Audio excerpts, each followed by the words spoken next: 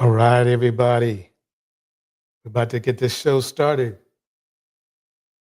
Cue the intro music. A torch and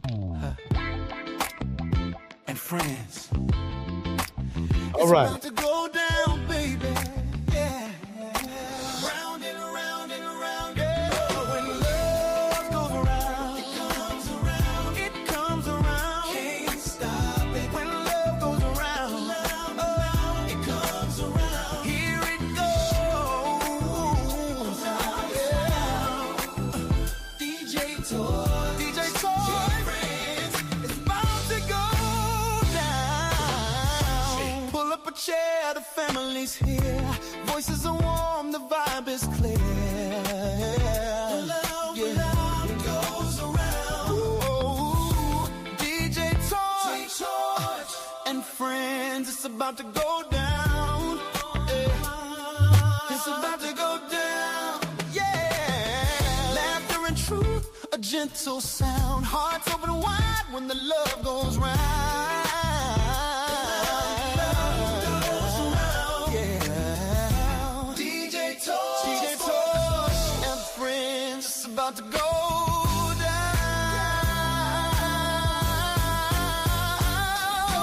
Love goes around, it lifts, it flows.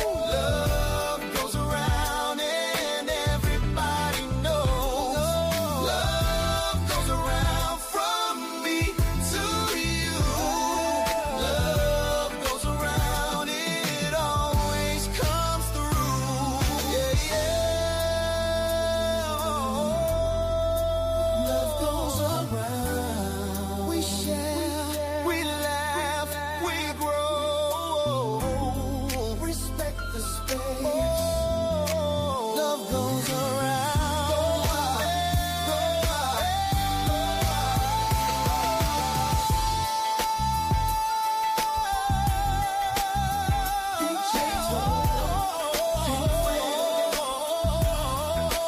That's our cue.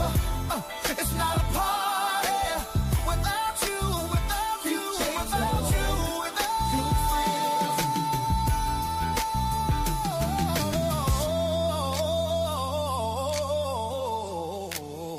DJ Torch and friends, round and round and round it goes, love goes around. All right, we're going to get this party started. Love goes around. Round and round and round it goes. Love. I'd like to welcome you to a Monday night live stream right here with DJ Torch on the ones and twos. We're going to get right into it. We're not going to waste time. We're not going to waste your time. I appreciate you taking the time to check me out, check us out right here at DJ Torch and Friends Empowerment Network. Boom. Men want a beautiful woman who thinks she's not beautiful.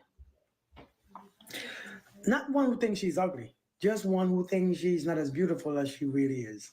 It's not too much to ask. So that if she thinks that she's not as beautiful as she is, he can compliment her and she can say, thank you.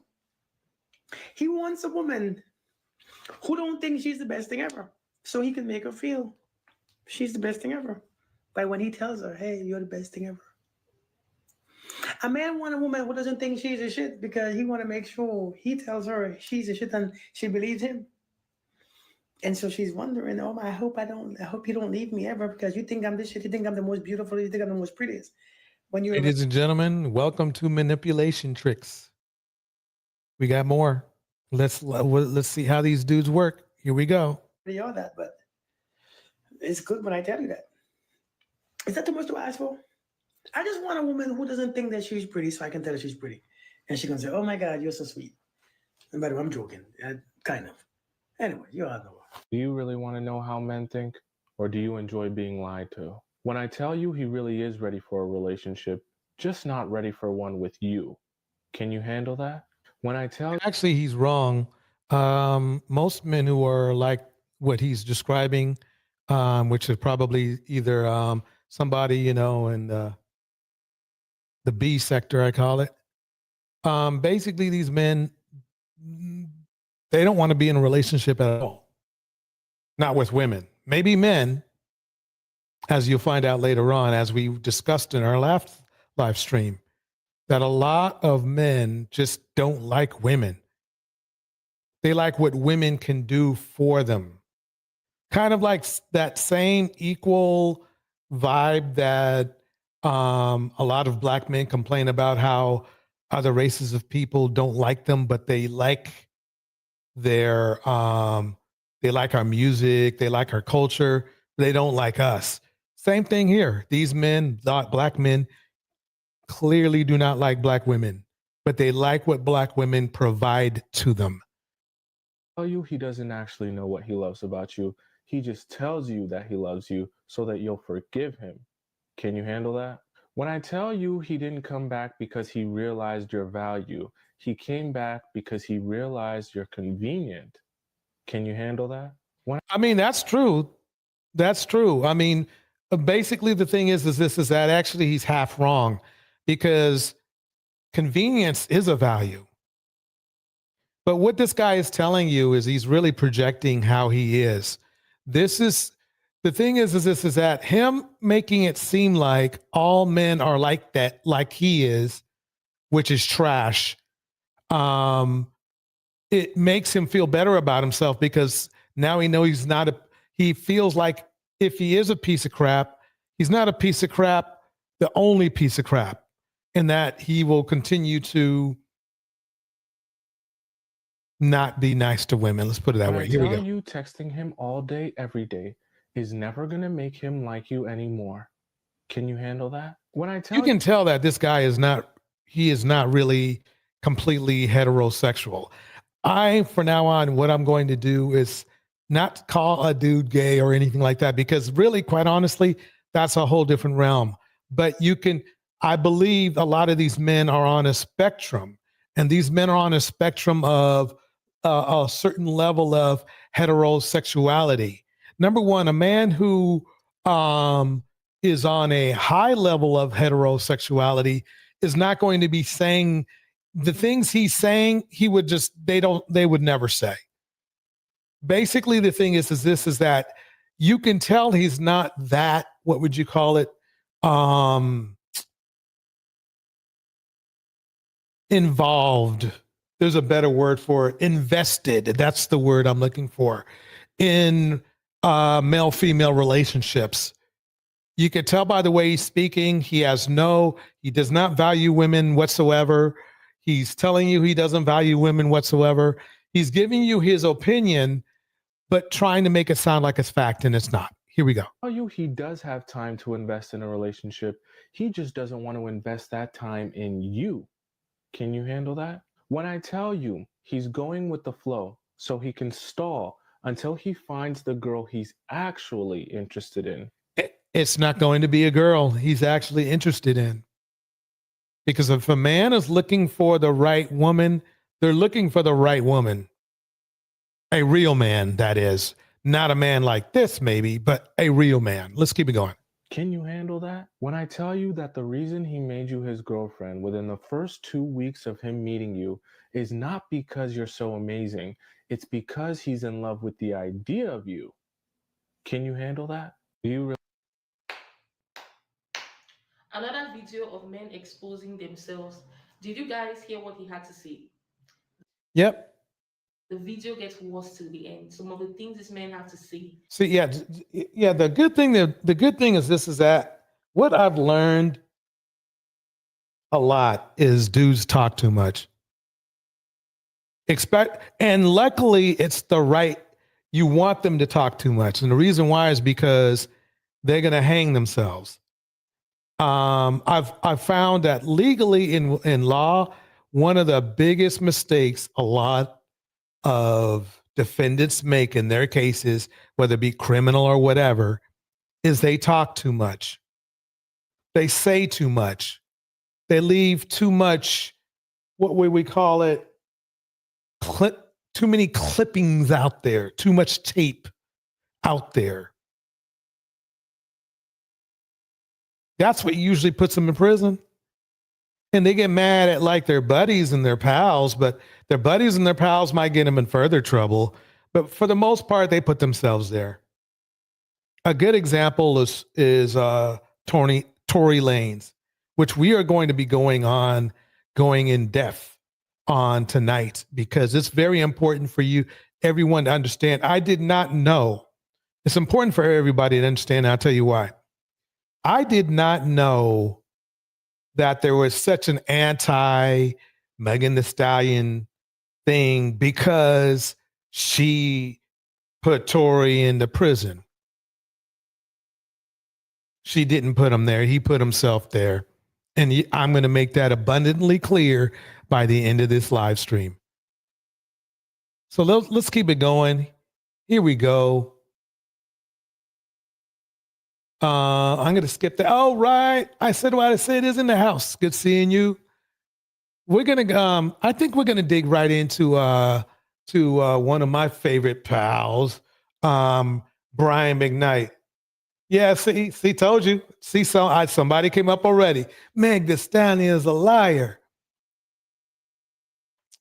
You know, okay.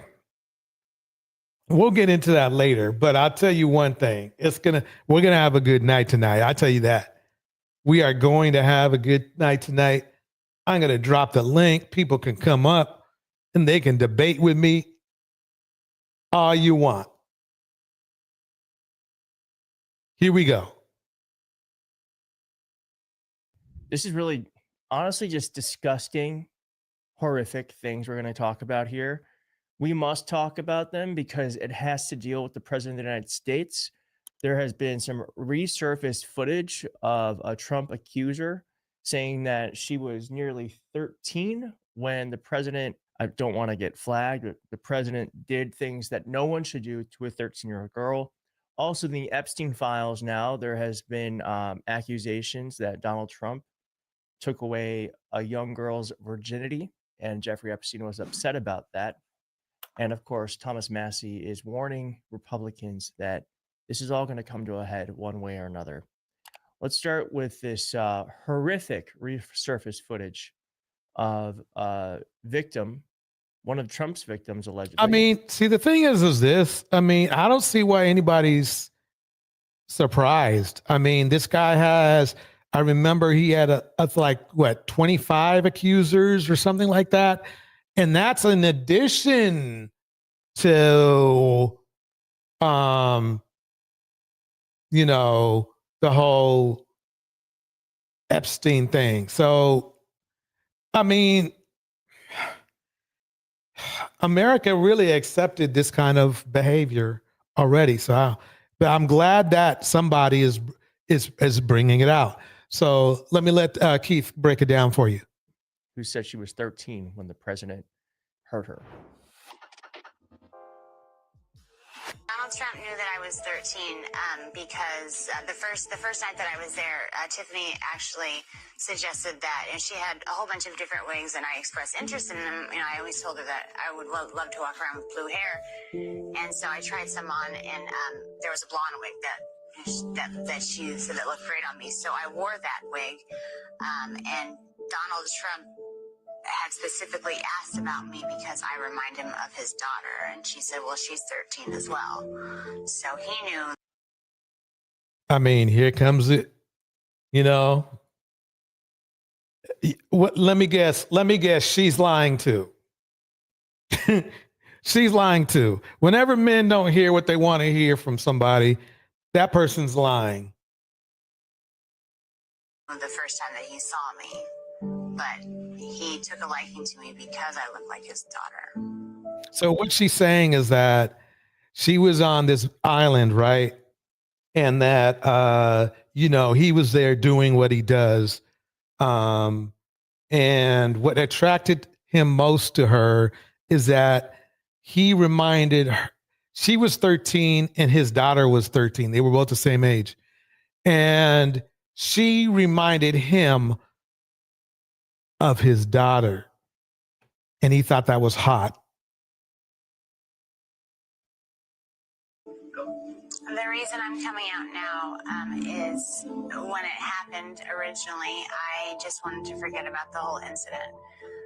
And when I saw that he was running for president, I felt it was my responsibility to come out and tell our country what kind of man this person is.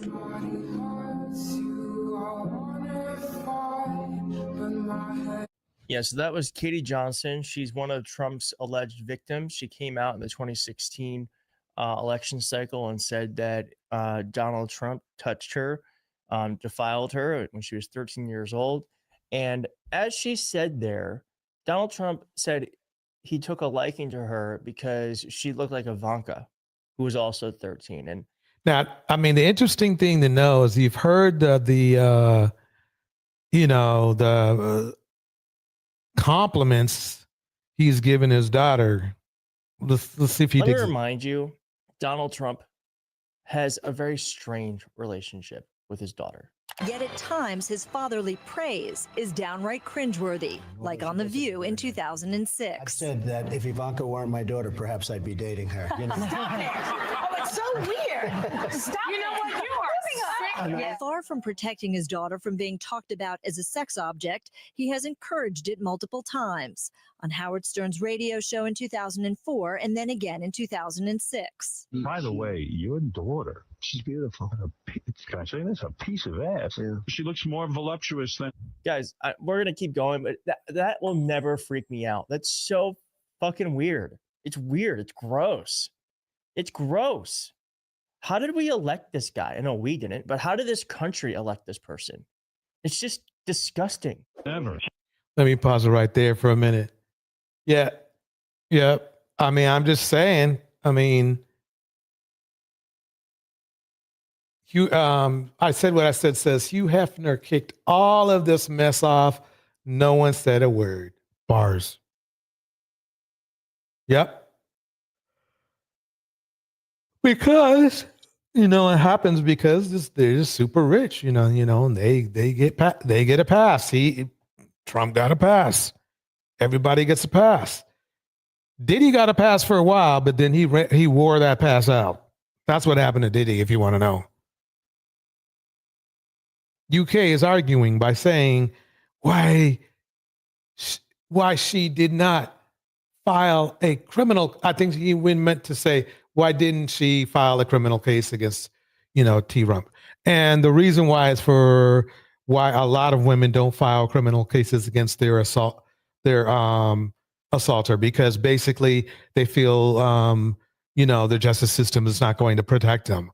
Because if they do that, if they file something against somebody, they usually will retaliate, those people.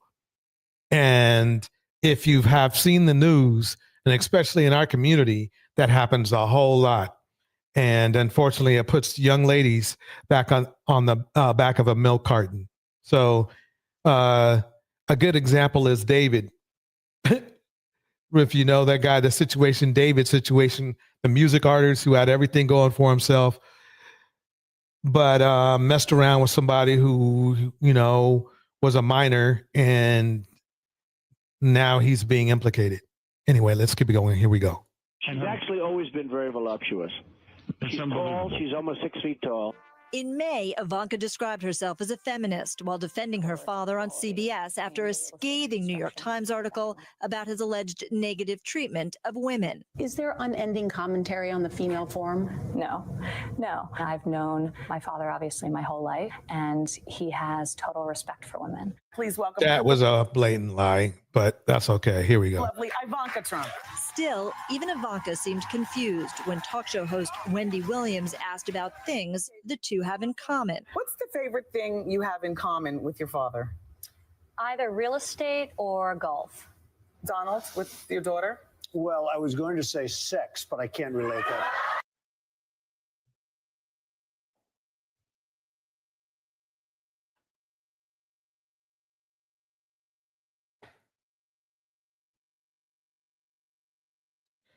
I don't know what to say. I can't relate that. Again, never going to get over it. Never going to get over it. Okay. Bro, I'm with you on that. I'm with you on that. Let's keep it going. So clearly there's some there. There's some there. We just saw with our own eyes, probably not new to you. New maybe with everything else that's going on. It definitely has a different shade to it than it did a couple of weeks ago. Now, true. All right, so UK is back again. He's going, DJ Torch, women have falsely accused men, and those men have lost their career because of it. We live in a feminist country before. Did you know that the women that you're referring to comes out to a whopping 2% or 3% of the population that do that? That means that the 97% weren't lying. So good luck with that. I mean, UK, you can say that, but for the most part, and I've heard that canned defense before, but for the most part, most women are telling the truth. And then what you're not putting in the mix as well are those women who lied about it not happening and it did happen to them. So that actually happens more often than your scenario that you're referring to. But we're going to keep it going. We're going to keep it rolling. Let's get to Brian Mcknight because we need to find out what he's about. Here we go. Let me start off.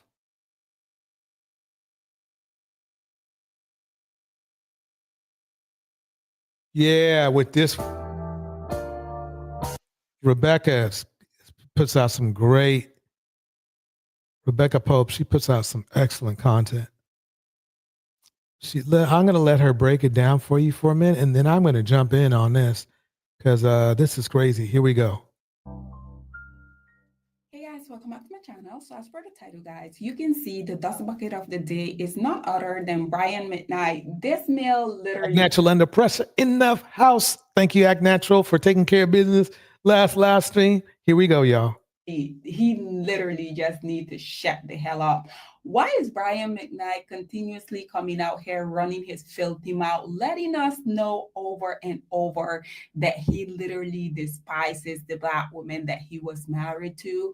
What is wrong with these males? This right here, Black woman, is why I continue to ask y'all, is this really why y'all continuously come out here, give these men access to your womb so that they can come out here and talk about not only y'all, but also the offspring that y'all decided to give them? Like, this is so disgusting, guys.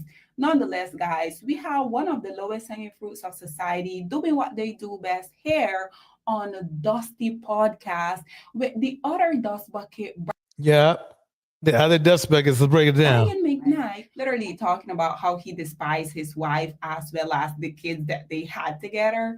Nonetheless, guys, check out this brief clip and then we will come back with more. Our two families are two prominent families in the Black Adventist Church. We both met at the college where I was going. She came, okay. I was a sophomore, she was a freshman. We kind of started dating. The next year she gets pregnant. This is back when shame was a real thing. I know, yep, I get it. She's back home, she tells me she's pregnant and that she's gonna get an abortion. Because I'm like, yeah, we should probably do that. You're 18, I'm 20. Why would we? I'm just about to start this whole thing. Maybe this is the route we need to go. Let me let her rock. And she agrees. I'm like, oh, dodged a bullet. I'm going out to sign my... Wait a minute. Let's go over that one more time.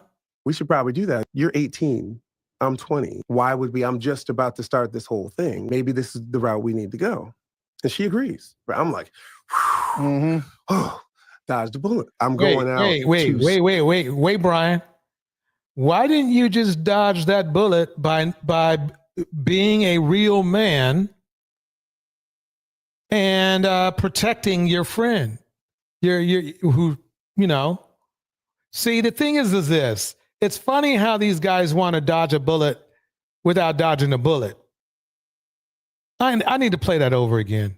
Talking about how he despised his wife as well as the kids that they had together. Nonetheless, guys, check out this brief clip and then we will come back with more. Our two families are two prominent families in the Black Adventist Church. We both met at the college where I was going. She came, I was a sophomore, she was a freshman. We kind of started dating. The next year she gets pregnant. This is back when shame was a real thing. Notice how he's saying she was pregnant like he had nothing to do with it.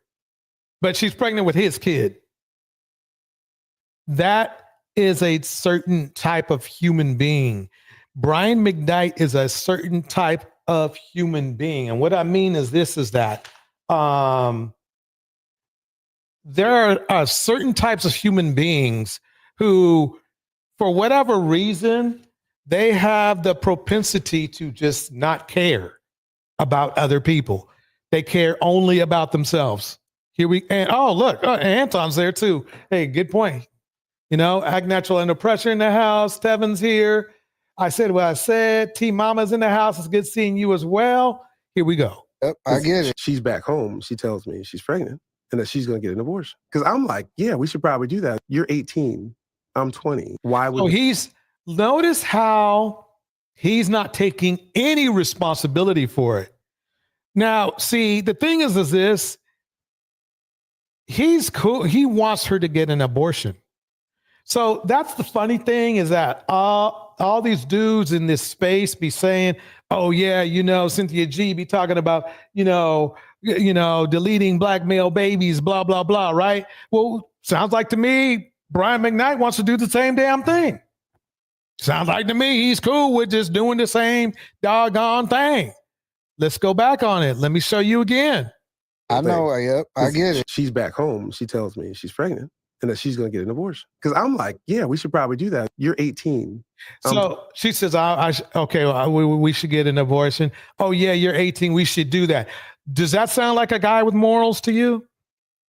Where was number one? They were, nobody forced him. Okay. Nobody forced Brian McKnight to make this woman pregnant. That's what he did. She wasn't getting pregnant on her own. You can say, well, she was there too. And then the bottom line is that in society, they're assuming, since it's a hierarchy, whatever the hell they call it, patriarchy, right? That men are supposed, the patriarchy part that's supposed to work for both people is that the man is supposed to take care of the woman. Married or not, you're supposed to make sure the woman's cool. He didn't do that.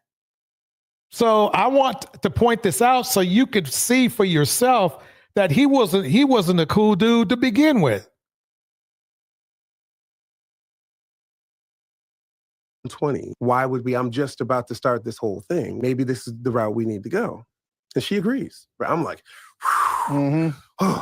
dodged a bullet. I'm going out to sign my deal in California. When I leave there and get back to Huntsville, that's when she calls me and said, actually, I didn't have the abortion. So now I'm like, I got to tell my mom. My mother, who played the piano and was singing in the choir every week, in the Seventh-day Adventist Church, if your kid has a baby out of wedlock, you no longer can hold any church office. You can't sing up in front. You can't do it. You are held responsible for whatever the kids do. I honored my mother, and I tried to do the right thing with a woman that I hadn't even known a year yet. We got married in September, baby in November. We had it. So he's justifying why he got married to a woman he cheated on.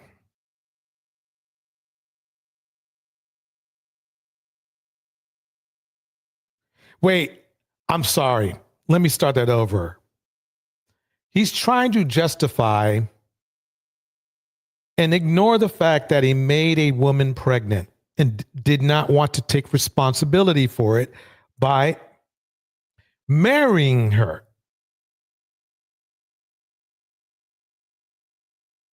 But married her not because he liked her or loved her or was in love with her, but because of the church.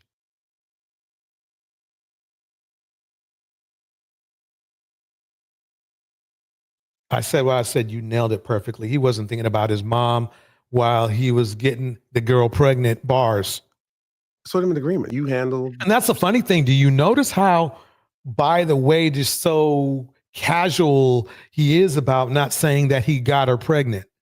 This part. I'm not changing diapers. I'm 20 years old. This was not what I expected to do. Well, if you didn't want to change diapers, don't make women pregnant. And this is not just for Brian. This is for everybody. If you don't want to change diapers, do not make somebody pregnant.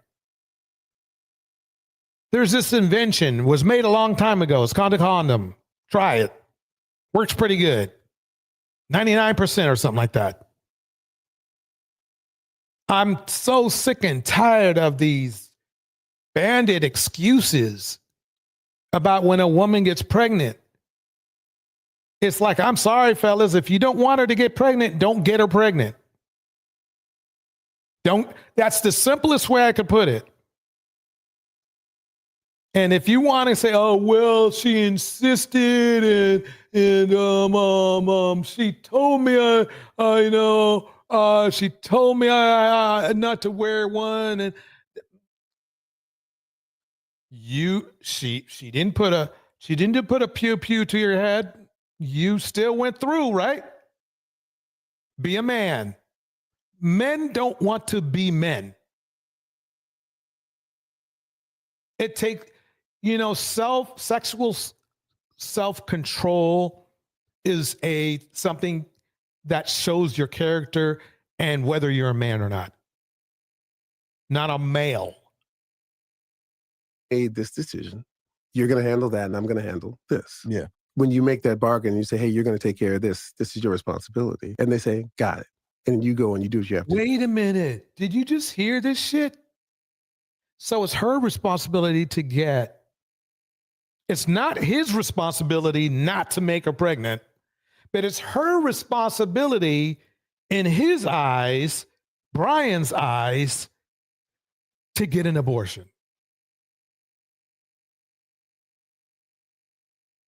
Brian, I don't know why in the world you did this. I hope you better start making some rap music because basically your love song career is over.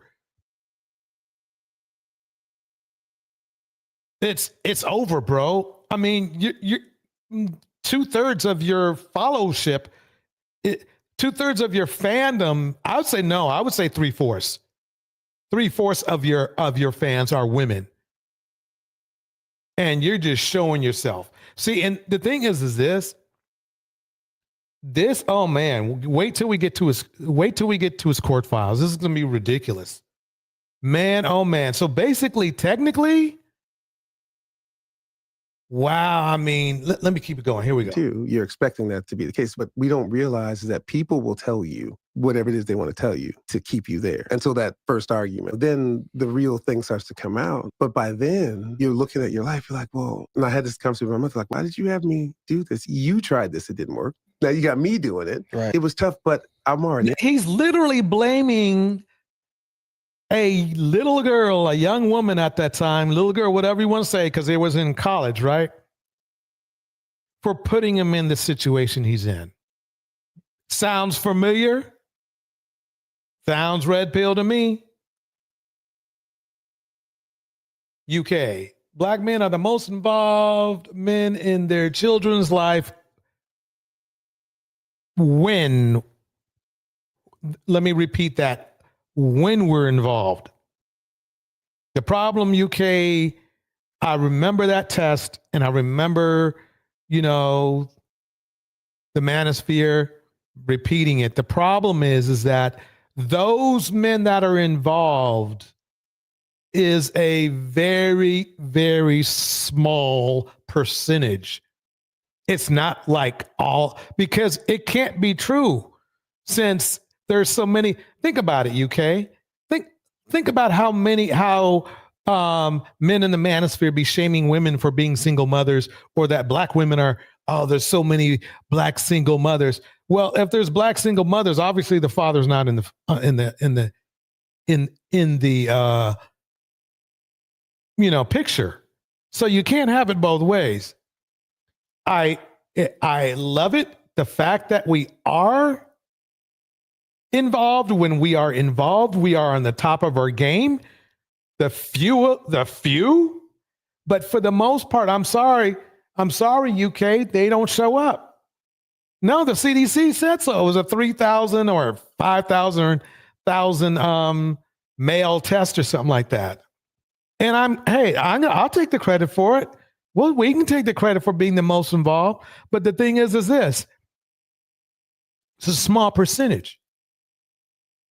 It's a small percentage. I'll let Tevin break it down. Tevin says, UK, If that was the case, then why most men of other races are married to the mothers of their children? Bars. Boom, boom, boom. Here we go. In it. We separated 4 times before we ended up getting divorced ultimately anyway. How far into the marriage would you say the first separation? 2 years. Because you were married for what, 13 years? Yeah, 13. So why not just break off? Why stick it out for 13 years? For the kids. I was never in love with their mother. I wasn't. They weren't. Wow. It reminds me of that low life Corey Holcomb, who says, if you're not in love with the mother, you're not in love with the children. Remember that? So basically, Brian's taking no accountability or responsibility for his lack of responsibility he had into taking care of that young lady, whether he wanted to be with her or not. He was having intimate relations with her. If he didn't want her to get pregnant, he should have been the man and taken care of that. And what I mean is not taking care of the abortion, but making it so she wouldn't have to get one. Bars. Here we go. Made from love to begin with. And I said this before, and people got so mad, this obligation that just because you lay with somebody now, it's sort of an 18-year sentence of some kind or beyond that, because it's wow, forever. Man. I can just see, I could just see that the ticket sales going. It's going every time he says something. It goes, nah, nah, nah. And now, and see, that's what I'm saying is notice how he doesn't take responsibility for his own actions at all. I mean, not at all. And this is why. So he never loved her. So that's why he just went out and continued to cheat on her. Yeah, Brian wants his cake and eat it too. Yep. There's resentment there. But at the same time, you do have these children and you want to try to do your best to do right by them. If we were never supposed to be together like this. Ladies and gentlemen, this is why him and his children will never have a good relationship. He just admitted, he literally admitted to everyone in a very hurtful way, by the way, which is going to be important when I bring it up later, that he didn't care about them kids. He didn't care about his wife or his kids. The sad part, he's not the only one. First place, but we have these children. We both have to do what's right for them. And you're right. What we should have done was just separated for good then. What's that nail in the coffin that then leads both of you to come to the conclusion that you guys are no longer good together, regardless of whether or not you have kids or not? I think we always knew we weren't that. She may have been lying to herself if she thought otherwise. For me, when I realized I could parent those boys without her, I could be a good parent. I could be there for them, and I could. Are you kidding me? See, he's thinking in a technical sense. He's not thinking in an emotional, loving sense. There's a reason why, there's a reason why his kids, his boys sided with their mother and not him. Because their mother provided something Brian could not. Let me repeat that again. Their mother provided something that Brian could not. Brian always never really loved any of his children. And these kids, their mother could provide authentic love. And that's why they sided with their mother. It wasn't because she was talking smack about Brian or anything like that. Had nothing to do with that. In fact, I don't think she did. What it has to do with is how they felt, how their mother made them feel, and how Brian made them feel. And you can tell Brian did not make them feel good at all by the way that Brian speaks about them even in recent times. He never liked them, and eventually they never liked him for good reason. For very good reason. It's so sad. This is such a sad story. Here we go.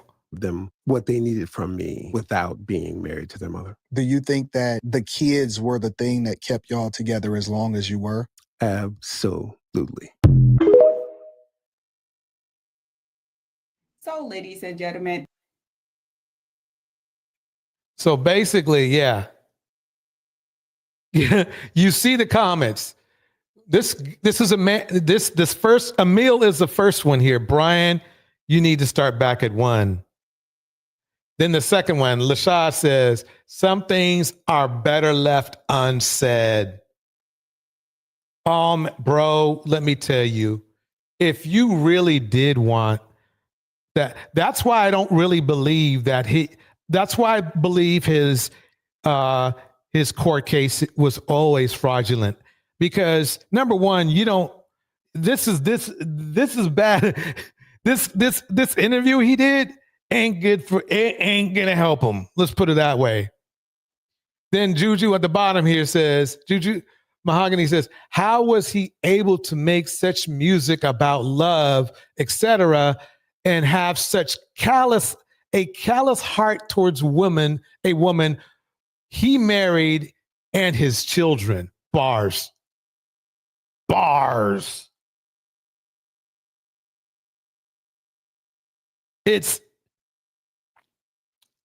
You nailed it. Act Natural Under Pressure just nailed it perfectly right here. Here we go. It's giving psychopath. They're able to fake emotion and not feel them. And they're automatically narcissistic. Bars. That's it.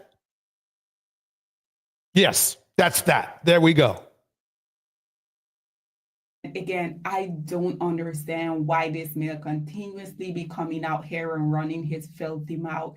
And regardless of the lowest hanging fruits of society, continuously coming out here and saying this type of stuff, you still have Black women that is willing to come out here, risk their entire life, also that these lowest hanging fruits of society can make them into single baby mama. Nonetheless, as you guys can see, this and there's one thing. Yeah. So basically, he's saying that he was trapped. And we need to go over the trapped thing. Nobody told you, fellas, to shoot up the club, as your best pal would say. I said what I said. Definition, insanity. Keep doing the same thing and expecting a different result. Why keep having children, Brian? Make it make sense, sir. Bars.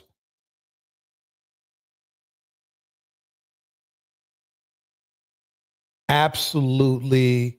And oh, by the way, let me make it clear. The gorgeous little girl he has, well, she's grown now, but the little girl he had, that was outside of his marriage. That's not his ex-wife's kid. Just so you know. Let's keep it going. Allegedly.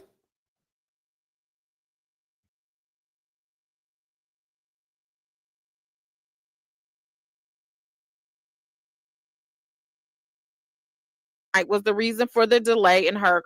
Okay, so we're going to go over Pammy Pam in the mix. Pam Esquire.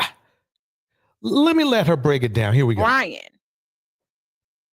Miss Mcknight falsely stated that Mr. Mcknight was present during the birth of Brian, when in reality, Mr. Mcknight was not present, meaning Mr. Mcknight did not witness Miss Mcknight, quote, lying on a bed in the hallway, end quote, that he did not, quote, tell them that I was a high-risk patient and that moving me would put my song, I guess that's supposed to be my son, and myself in danger, end quote. Nor did he, quote, ran for a nurse and asked for help. So apparently, according to them in this book, she gives when she's about to have a baby and some alleged events that occurred before they had a baby. And he said, well, that couldn't have happened because he wasn't even there for the birth of his child. Is that a flex? I don't know. In the next chapter, Welcome to Hollywood, Miss Mcknight discussed how she endured Mr. Mcknight interfering with her career in the music industry and the emotional abuse he subjected. That typo is very important for you to watch because lawyers don't make typos. Well, don't get me wrong, they do, but no, they don't. Let me keep it going. Ms. Mcknight stated that Mr. Mcknight would demean her work. At that moment, I started to second guess everything about my music, my singing, my songwriting, end quote, and her self-esteem through emotional abuse, quote, from that point on, him chipping away at my self-esteem, although subtle, would grow more evident and damaging, end quote. Further, Ms. Mcknight stated that Mr. Mcknight was the reason for the delay in her career, stating, quote, he went on to ask if I would just give him the time to get his career off the ground before I started to work on mine, end quote. Ms. Mcknight knew or should have known that this statement was false and that it was her decision not to fully pursue her career at this time. Additionally, Ms. Mcknight discussed her part in Mr. Mcknight's career. Ms. Mcknight made the false statement that she handled, quote, media scrutiny, navigating social media events, or supporting him through career highs and lows, end quote. Ms. Mcknight held no part in Mr. Mcknight's career, nor being a strategist for Mr. Mcknight. That's totally impossible since she was his wife. So that is weird. Let's go on to it. Let's keep going. So she was the wife for years and she had no parts in his career. Right. That's what I'm thinking too, Pam. Miss Mcknight also discussed Nico's birth in this chapter. Again, Miss Mcknight provided false statements regarding Mr. Mcknight's actions during delivery, false as Mr. Mcknight was not present for Nico's birth. So you wasn't present for neither one of these kids, is what you alleging in this lawsuit.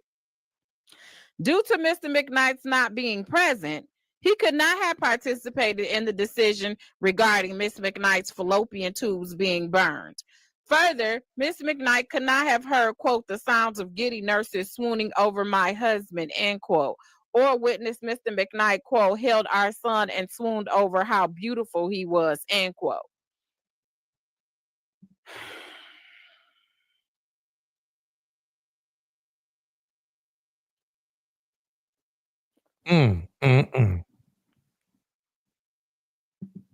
Let's go on.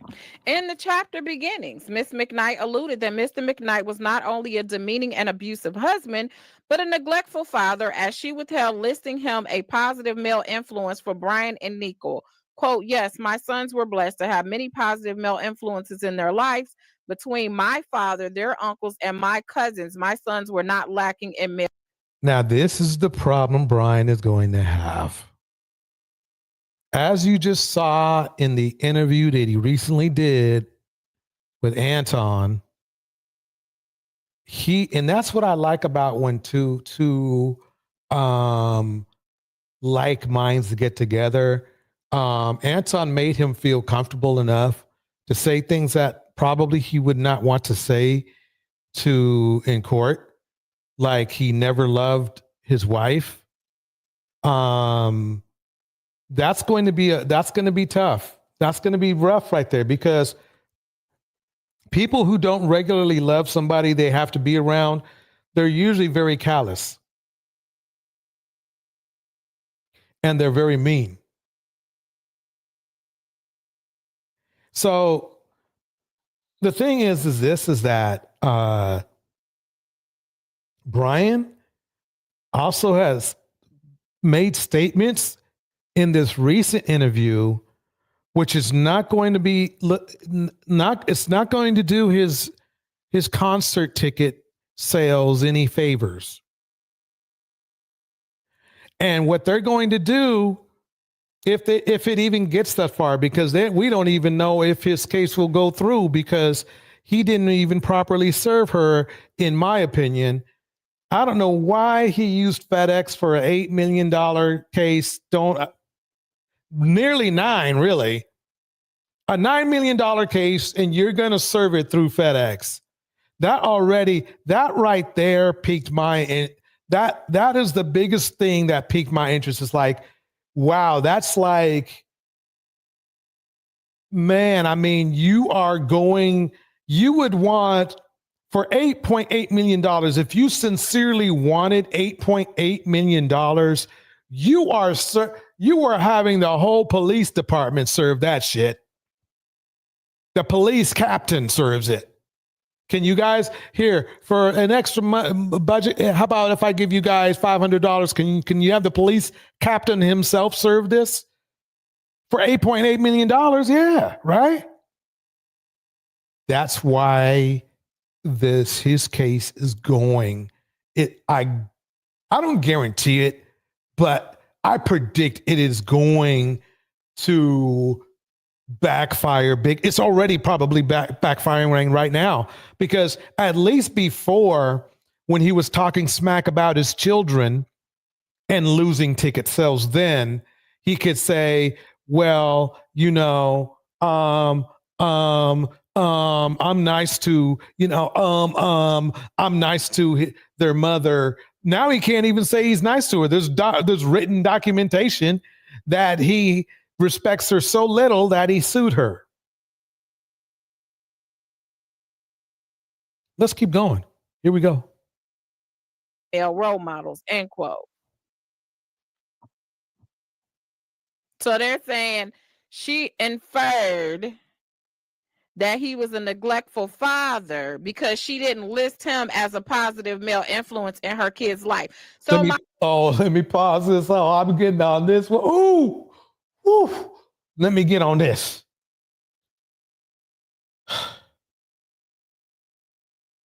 Didn't we all hear Brian literally call his kids evil?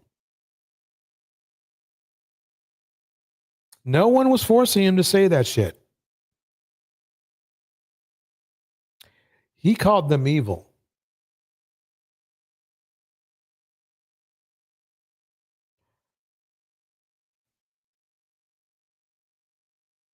Regarding Miss Mcknight's fallopian tubes being burned. Further, Miss Mcknight could not have heard, quote, the sounds of giddy nurses swooning over my husband, end quote, or witnessed Mr. Mcknight, quote, held our son and swooned over how beautiful he was, end quote.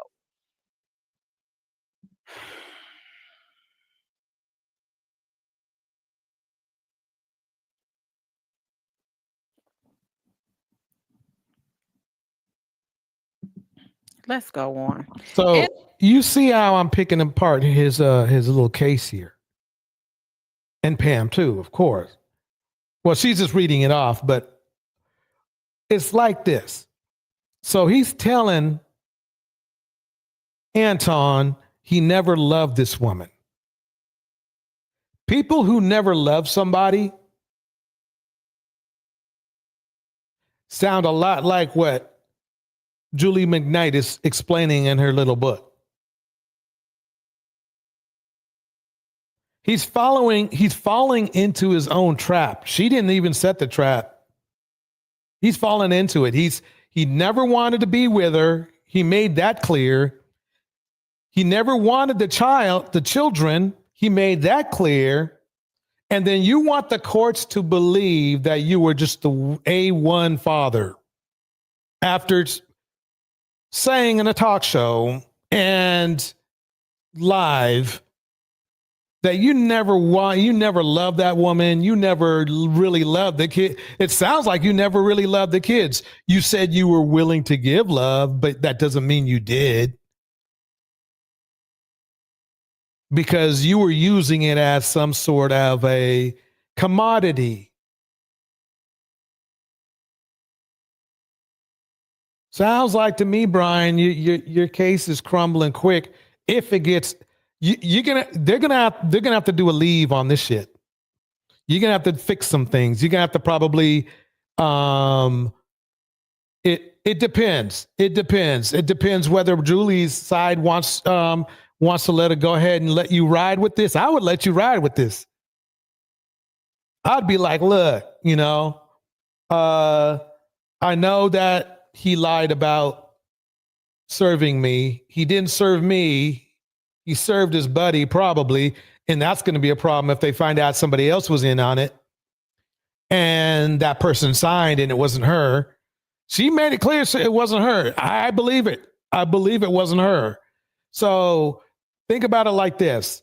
The case already starts off fraudulent because he didn't even properly serve her, or even it sounds like he intentionally did not serve her. Because let's face it, even though he didn't like her, and it's clear that he didn't like her, and he admitted that he didn't like her from the time that he met her, though he slept with her, right? And made her pregnant. More than likely, he knows where she lives.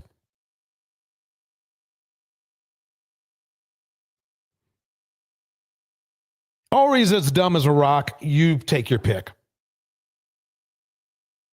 You can take your pick. He's either as dumb as a rock and doesn't remember or doesn't know how to confirm an address. So he can confirm, concert dates, but he can't confirm his ex-wife's address or his son's address or his daughter's address, because they might be viable service options as well. You mean to tell me he did not confirm that she actually signed it? He's been around her long enough to know her signature.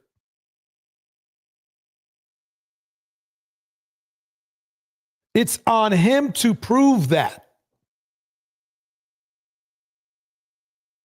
No, this is getting stinky. This is getting real stinky to me. In the chapter beginnings, Miss Mcknight alluded that Mr. Mcknight was not only a demeaning and abusive husband, but a neglectful father, as she withheld listing. And you know something?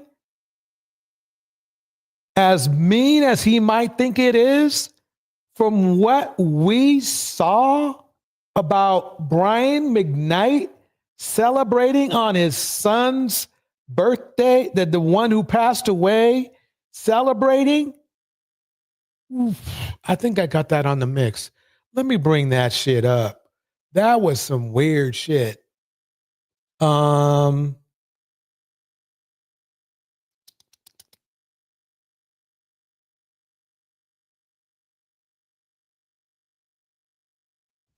Miss Mcknight on to this morning at approximately 9 o'clock. I don't even know. Wait, let me, this is, let me. Maybe that's just when it was filed and stamped. But anyway, in the last couple of days, she said, now comes the defendant, Julie Mcknight, pursuant to Rule 55D and Rule 60D of North Carolina Rules of Civil Procedure, and respectfully moves this honorable court. By the way, if you want to see the full and complete reading of this document, check out Pam Esquire Law Intellect. A real lawyer, by the way. Okay, here we go. Set aside the judgment entered in the above captioned matter and to permit defendant to file an answer to the plaintiff's complaint. In support of this motion, defendant shows the court the following. The plaintiff filed a complaint on or about May 8th, 2025. The defendant, as required by law, was not personally served with paperwork. Bars. The proof of service on file is fraudulent. Bars. The defendant did not sign the proof of service on file with court. The defendant does not live at, nor was she present at the address on the proof of service on the alleged date of service? Oh, Brian.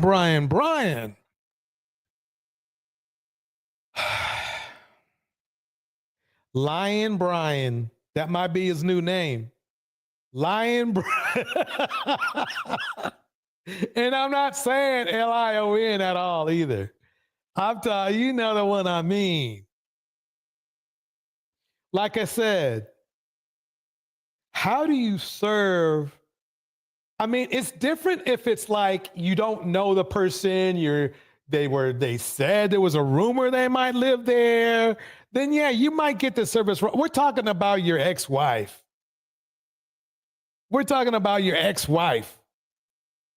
Yeah, damn that. Yep. That is. Pam, break it down. Furthermore, the defendant had no prior knowledge of the pending legal action until after the judgment was entered. I said what I said. In my Fred Sanford voice, you big dummy. I mean, bro, I told you, Anton, you should have gave Brian some advice and go, man, I don't think this is a good idea, bro. Bro, you just, you this ain't gonna work out. I don't like, but you could have said, Anton, you could have said, I don't like my wife either. But shit, bro, I don't know if this is a good idea. I think I should have thrown, we should have thrown him out with the bathwater. Throwing him out with the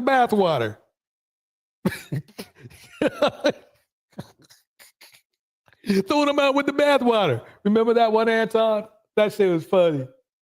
That shit funny because, number one, it's kind of hypocritical. You have a beautiful wife and a beautiful daughter, and you want to throw them out with the bathwater because you weren't when you said that shit. You weren't being specific. We could only take, and you're not a doctor, so it's not like you're a doctor of bathwater. So you must have been speaking from experience. Anyway, let me get off of you. We're talking about Brian. Anyway, yeah, here we go. As a result, defendant was deprived of the opportunity to respond to the complaint or participate in the proceedings in a meaningful way. Wherefore, defendant respectfully prays the courts as follows: that the judgment entered against the defendant on May 8th, 2025 be set aside. May 8th, 2025. The day his son was born that passed away. Boy, was he ever happy about that. He was so happy. That's the thing. See, that's why I really, really believe what Act Natural said about Brian's psychology. Let's put it that way.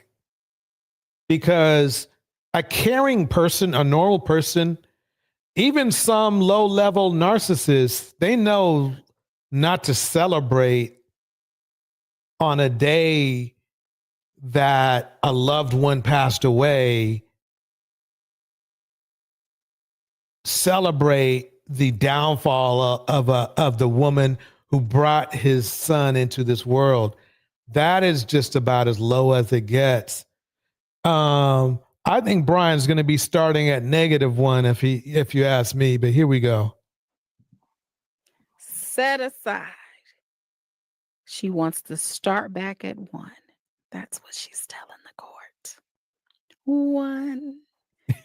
You're like a dream come true. Okay. Again, that's Pam Esquire. You got to check. If you want to read the whole thing, you got to go to her channel. That's how it go. We're going to keep going. Here we go. So, right here. cleaning for only 19. Okay. Insinuate without. Okay, let me go back. So that's all Anton. Fraudulent, she says in a quote. Okay. And so much more. As always, be sure to like this video, subscribe to the channel, and hit that notification bell so you never miss out on breaking news when we go live or when we upload. So it was a couple of days ago that I started seeing these clips from Brian McKnight's most recent interview. I believe it was with our friends over at the Art of Dialogue. And this Empire. He's regurgitating a lot of the things that he's been saying on social media. And I just don't understand why Brian McKnight continues to talk, because every time he talks, I feel like he makes it worse for himself. Bars. Didn't I do that? The bars. He makes it. Can break it down. And as you know, we've been covering the story. The last story that we covered was the fact that Brian McKnight took to social media claiming that he got this big multi-million dollar payout win default judgment, when we've come to find out that it was just him applying for the default judgment. We've since found out that Julie McKnight has gone to court to have this claim dismissed. So basically it's like this, and courts look at that. See, lying about the one thing that courts don't like is when you lie about a court's decision. Because people pick up the phone and call the court and go, why did you make that call? And no. They don't like it. But I will tell you this, courts and liars, they do not get along at all. At all. The best way to beat liars is to document facts. Not just have evidence, but document facts. Here we go. So before we get into the other part of this story, I did want to give you an update. Shout out to our friends over at The Girls Are Fighting on social media, but also Pam Esquire on YouTube. They write this in regards to the claim that Brian McKnight was going to get this $8 million default judgment. They write this as a Julie McKnight fires back, accusing Brian McKnight of fraud and defamation case, saying signature on court papers were forged. Brian McKnight's $8.8 million win may not be a win. Oh, shit. I didn't even get to the forgery part. If think about it like this. Okay. Oh, man. Oh, shit. If he purposely did this, Brian may not be available for next year's concerts at all. And after all, according to YouTube attorney Pam the Law Intellect, Pam Esquire, new court filings show that Julie McKnight has officially responded to her ex-husband's defamation lawsuit, and she's coming in strong. In her filing, Julie asked the judge to set aside the default judgment Brian claimed online. She says that she was never personally served and that the signature on the proof of service is fraudulent. Holy, makes sense to me. I've met my share of scammers. They do shit like that. Did not expect. How do you expect to fool a judge? Sooner or later, they're going to catch on. You might be able to. I'm not going to say you can never fool a judge, but I can say one thing: they'll catch up to you. The proof of service on the file is fraudulent, she says in a quote. The defendant did not sign the proof of service. Pam Esquire also noted that there's no signed $8.8 million order on the docket, meaning that Brian's celebration might have been premature. Julie's move could completely undo the reported judgment if the court agrees the service was improper or fraudulent. Translation, the win isn't official, and this case is far from over. And that's why I think Brian, a lot of people are starting to use fraudulent cases as a way to manipulate social media. And I can see, at first I said, why would Brian want to risk jail to, lie to the courts? And the reason why is because his thing has always been that his plan is that if he can trash his ex-wife and make her responsible for what came out of his mouth about his kids, then he can get his career back on track.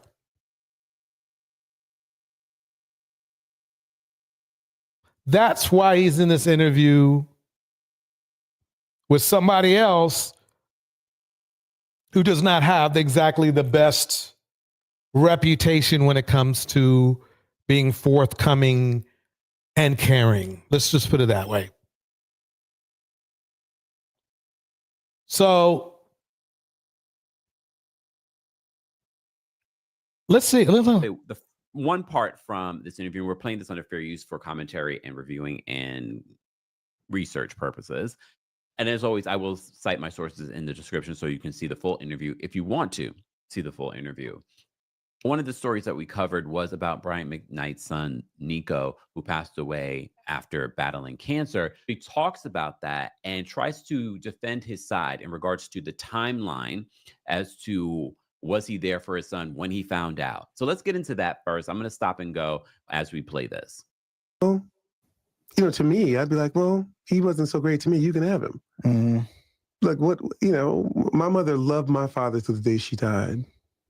But she went to her maiden name when they got divorced. My father got remarried. He's been married for 40 years. Yeah. This is a cycle that continues to happen. And I can't speak for everybody else's situation. The saddest part of this is that the younger one ended up dying. Yeah, I was going to ask you about that. Yeah. Come on, Anton. Ask him about it. Ask him about it, Anton. How do you feel about that? Yeah, really. As a lot of people make a big deal about, if we just being transparent about, posts that you may make on the anniversary of the passing. Yeah. Yeah. Let's see. Okay, come on, Brian. We know you're an artist and an actor. Let's see you act. Let's see how you're gonna get out of this one, Brian. Brian, get yourself out of this. Here we go. God's timing. That was the day that the judge told us what the amount was. Did he just say God's timing? So he's blaming his callous announcement on the day his son was born that died on timing. UK says, DJ Torch, you need to learn from Anton Daniels. Yeah, I learned he wants to throw women and children out with the bathwater. That's what I learned. I learned a lot, my man. I learned a lot from Anton. I learned that he doesn't have any self-control. I learned he has a bad temper. I learned that he's probably, at least from what his wife said in a interview, that, well, he's not the nicest guy in the world. I'm just going to put it like that. I learned that he scammed some people just so he could go on a trip. Got people in trouble at a bank so he could go on a trip. Of course, it was a long time ago. I will say that. Yeah, I learned a lot from Anton. I did. I learned a lot. I learned a lot. I can say that. Now, you may not like what I learned, and you may not want me to say what I learned, but I learned a lot. Let's just put it that way. 4 years ago, I didn't even know this guy existed. Here we go. Oh, okay. So that was one of the things that we talked about when we covered the story. When he came to social media and he posted that weird video, and then he posted the voice message that he must have received from Julie Mcknight. And it was, you saw him running and kicking his feet up in the air because he was celebrating. But he posted this on Nico's birthday. He posted this on Nico's birthday. Yeah. So instead, let me make this clear. So instead of honoring his son and his son's birthday, Brian Mcknight made a point to choose to brag about submitting a fraudulent court case, in my opinion, against his ex-wife that his son who passed away came from.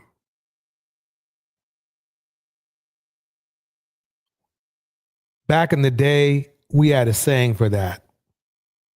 What a piece of work. What a piece of work.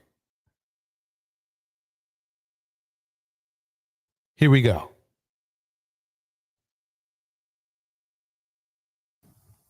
So it didn't have anything to do with. Had nothing to do with that. But I will say this. I believe it's God. That makes it worse. Because it shows you that he didn't even think about his son. That was his son's birthday. That makes it worse. If we go by what he said, that makes it worse. Quite honestly, he's in a checkmate. It doesn't matter. If he knew, it's bad. If he didn't know, it's worse.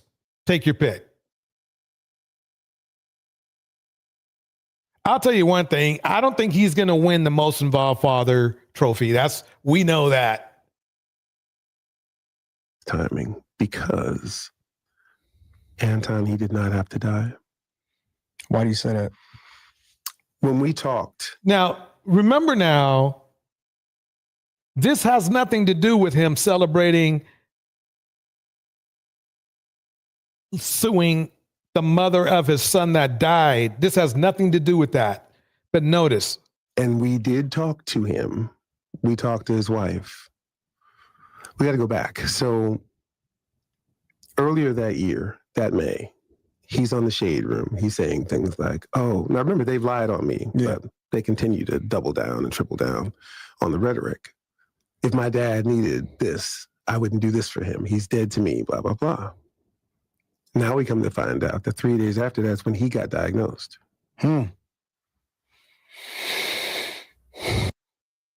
First of all, just pay attention to Brian McKnight's body language. First of all, he's done this before when talking about his family, and just some of the darkest things that he would sort of insinuate without really necessarily saying. Is he saying that this was Nico's punishment because he went to social media and told his truth? Again, I'm not saying it is the truth, but I'm saying he told his truth or his story. Are you saying the cancer? Right. See, that's the problem that Brian is going to have with his case. Is that everything that he said was not true in, his ex-wife's book is true. There might be some instances where, where the kid, where like she misrepresented maybe the baby, him being there to say the baby, was beautiful and all that kind of stuff. She was probably trying, and it's funny to me because you would think that you would want, if you weren't there for the birth of your child, that looks even worse. See, this man right here, Mcknight, let me pull him up real quick. Mcknight, he doesn't, when you're as empty as he is inside, you don't know you don't read the room correctly. Let's put it that way. And the room today is obviously his audience, the people who go to buy his records, which are mostly women. the people who go to mostly to his concerts, which are mostly women. Men don't listen to love songs that much these days. Women do. Men might play love songs if they got some, on date night or something like that. But for the most part, let's face it, women listen to love songs. And what he doesn't realize is this. First of all, he is alienating women even more. Henry Mars in the house.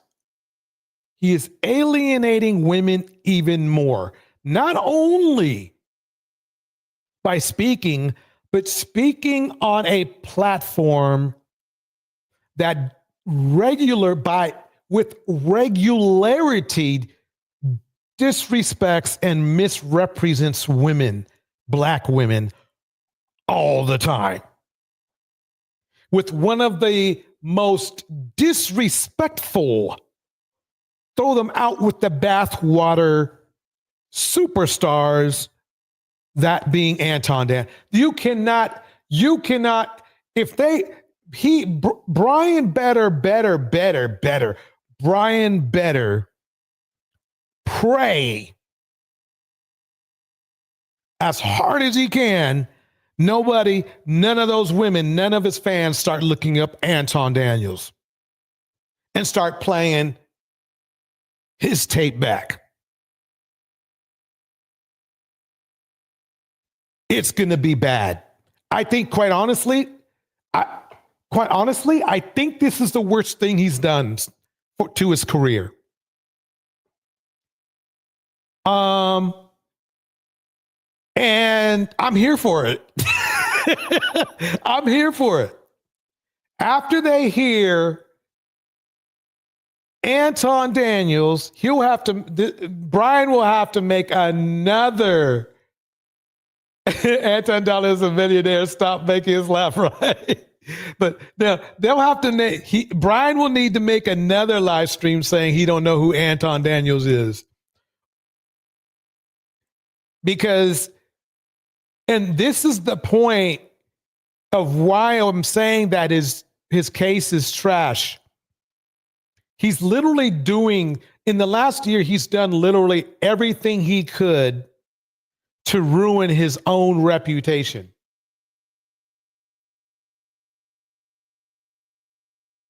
Really, I mean, seriously, Brian has done everything he could to ruin his own reputation.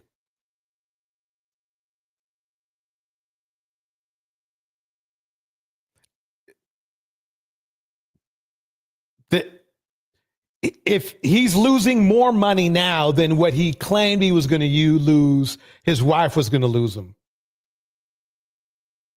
Because quite honestly, Brian, nobody knew about her book. I didn't know about her book. Brian, you messed up, bro. After they found out that he was actually... They waited 4 months. So he could have... According to all statistics, 91% of colon cancer diagnosis that are caught early are curable. Right. So he went from, notice the switch. Now we're on colon cancer.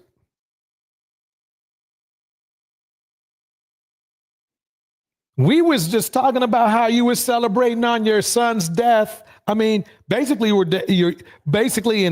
literally were celebrating on your son's death. You literally were, Brian. You may have not thought of it that way. I'll defend you there, but no. The woman who brought your son into the world, you literally celebrated suing her on the day your son was born.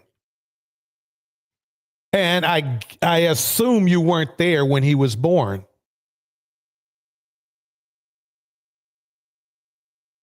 Because you said that, right? That's in your case, right? You were saying and that's the funny thing. See, you don't understand. Even if Julie lied in the book about you being there. You are so emotionally tone deaf. You don't realize she was giving you props. She was literally lying to the world about you being there, probably to make it sound better for you. But you have so little empathy. You pointed that out in court. Thank you so much, Henry Maz, for the $5 super chat.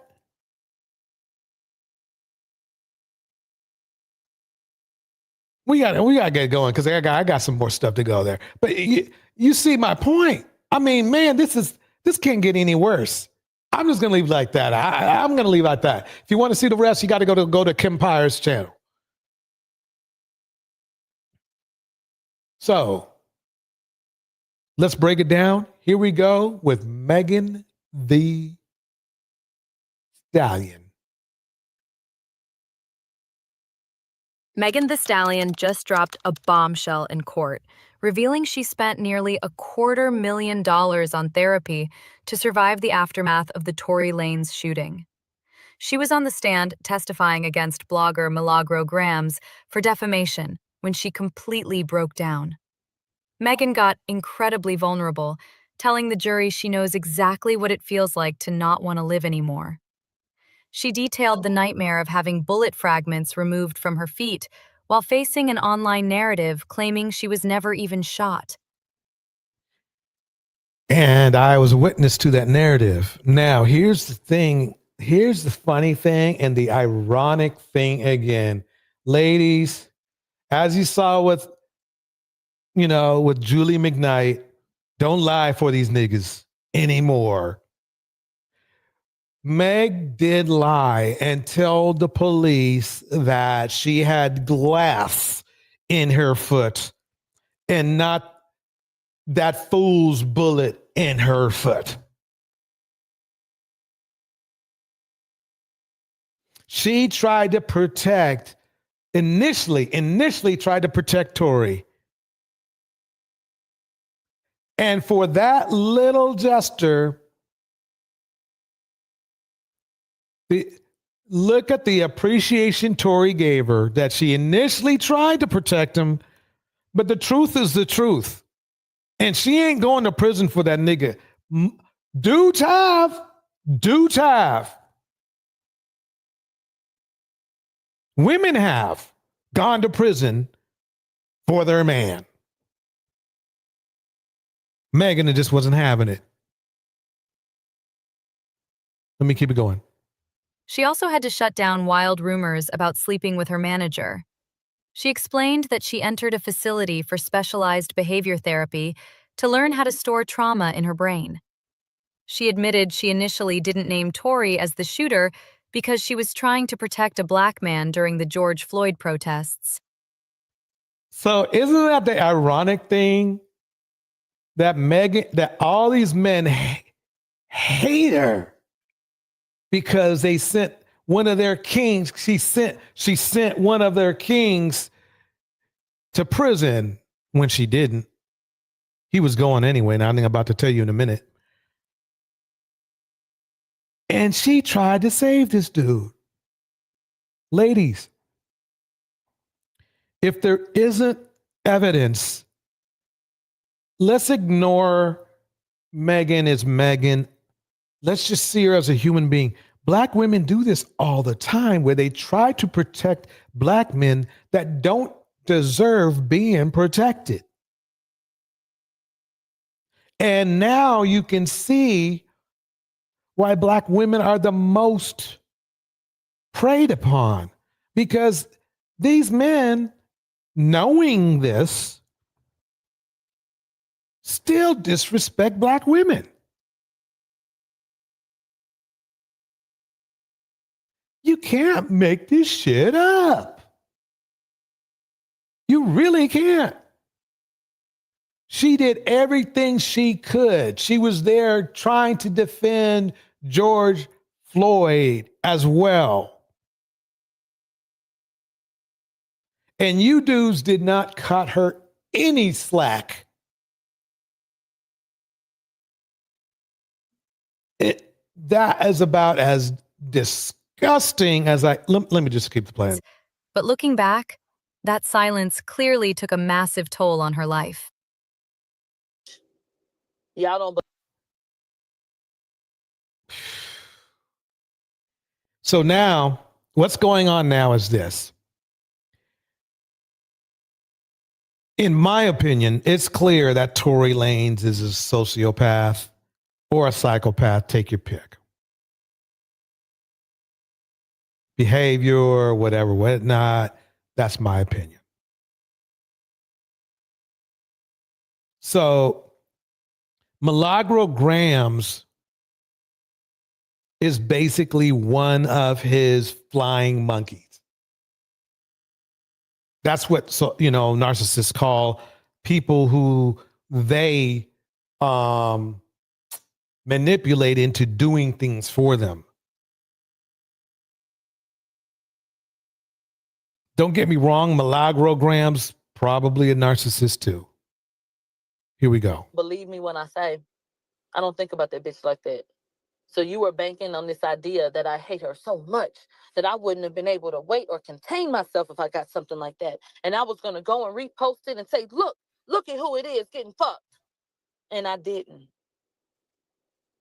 Because a bitch ain't got me pressed. The fuck? And I don't never need to have no moment and run no shit. And hell no. Fuck I look like. Hey guys, it's your girl, Crystal Nicole. Let me pause right there for a minute. Let me go back to Milagro.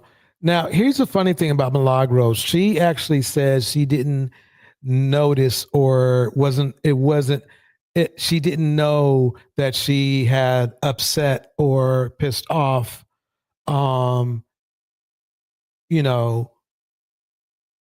Megan.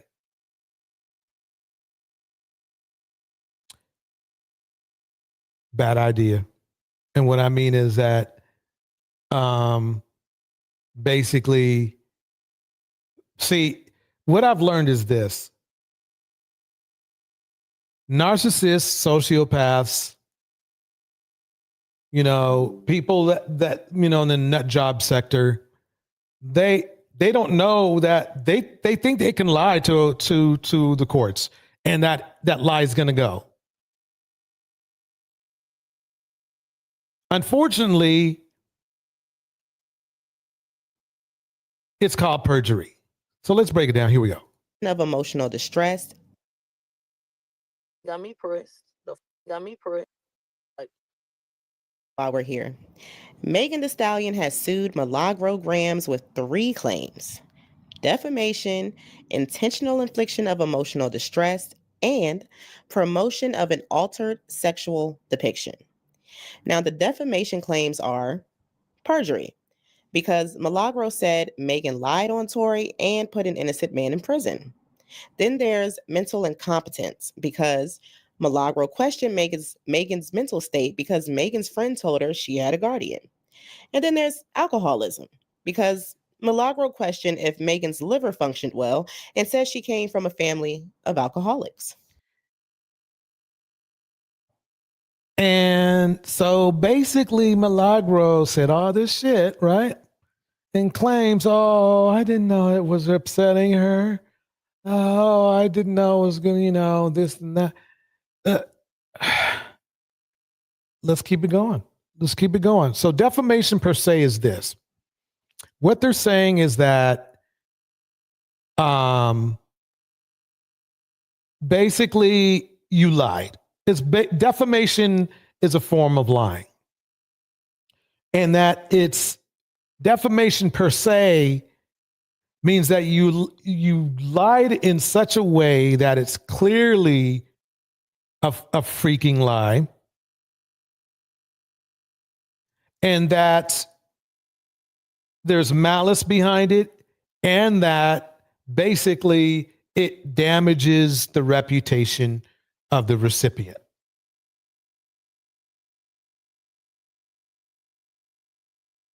Like calling somebody a drug addict.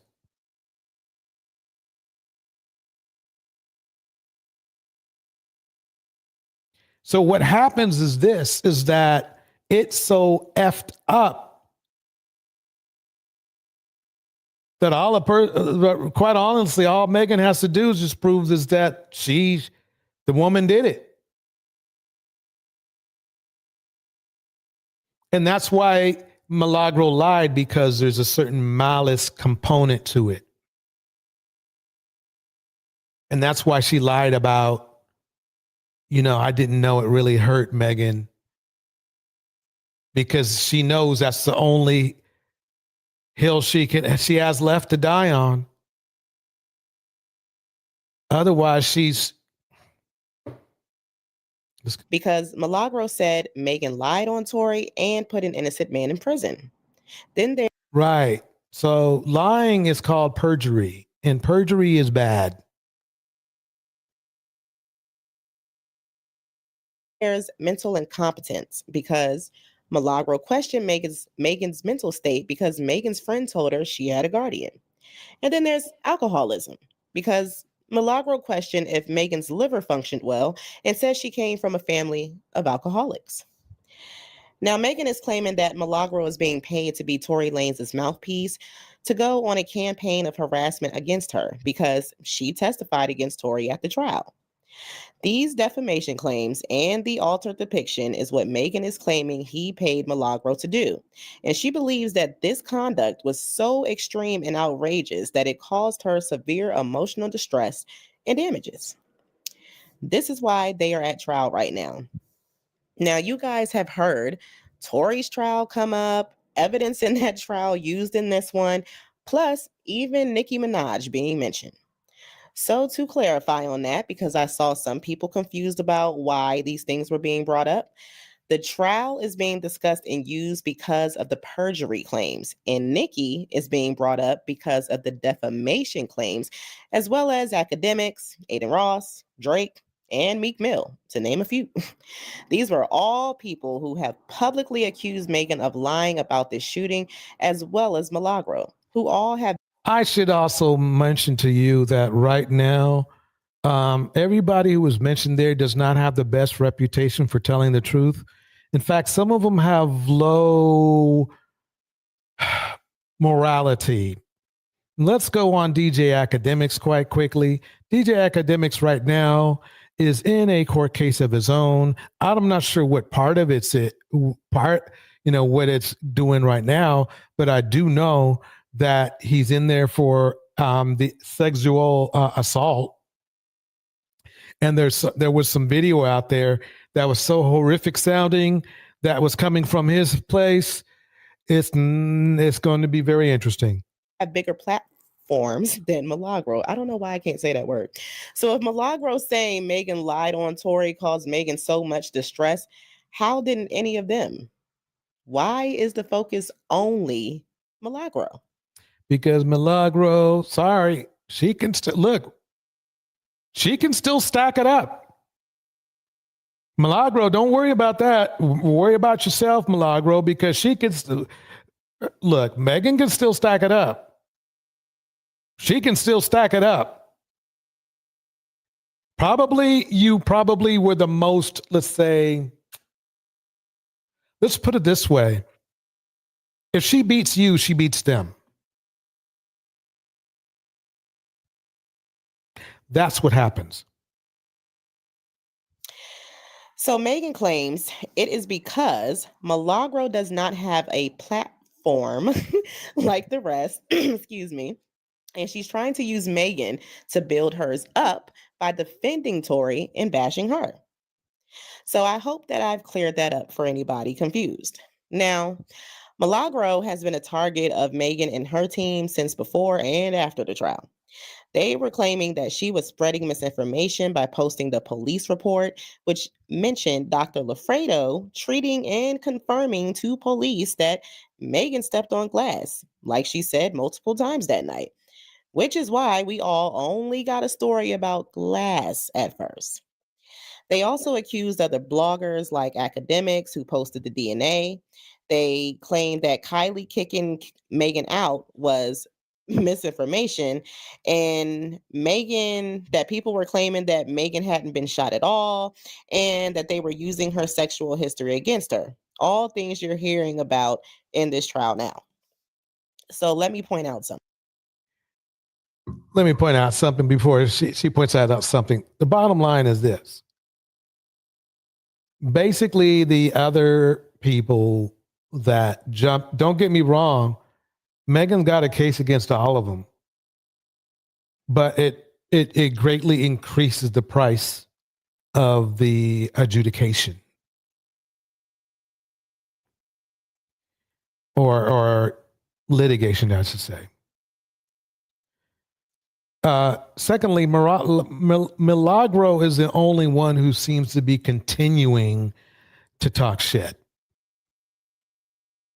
Something. None of this was misinformation.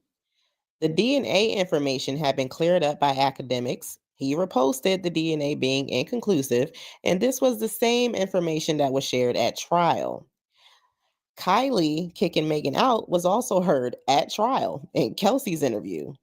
Megan not being shot at all was a legitimate question since there were now two different doctors' reports stating different things, and the fragments had gone missing. Megan's sexual history with Tory was being brought up because it was a part of his defense, like Gayle King said when she asked that question. Their secret relationship that makes it worse, actually, if he had a relationship with her, because it's common that men, especially in our community, be deleting women that they're jealous of. That's what it comes down to. I mean, it's a lot more than that. But basically, at the end of the day, men they lose their mind.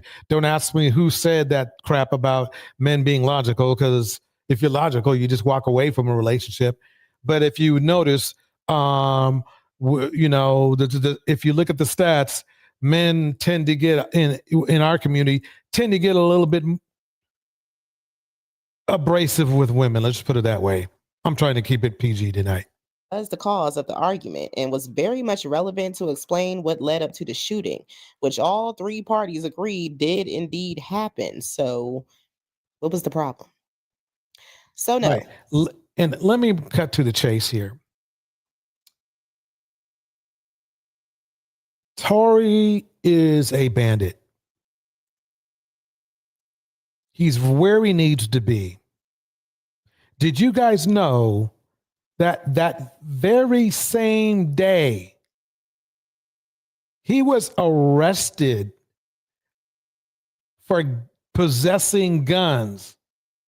The same day that he shot Megan, he was arrested.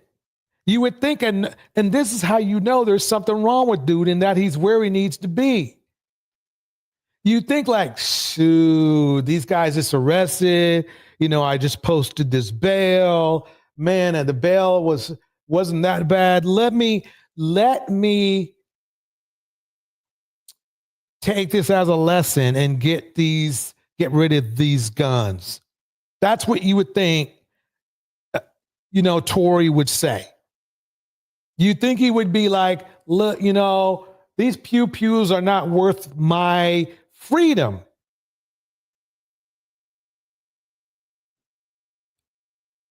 That dumb effer.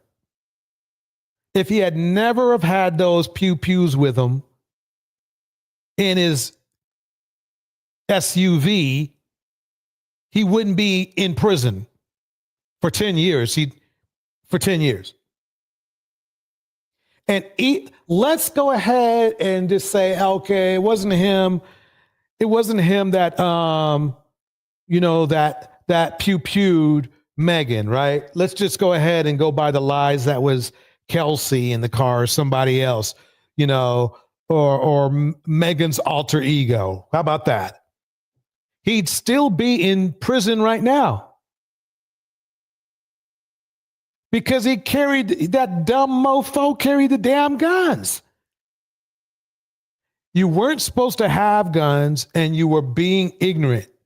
Everybody take a deep breath. Stop blaming Megan. and start cussing out your friend for being dumb enough to be getting arrested the same day and then still. Yes, I said what I said. He was a felon. He had a prior gun charge.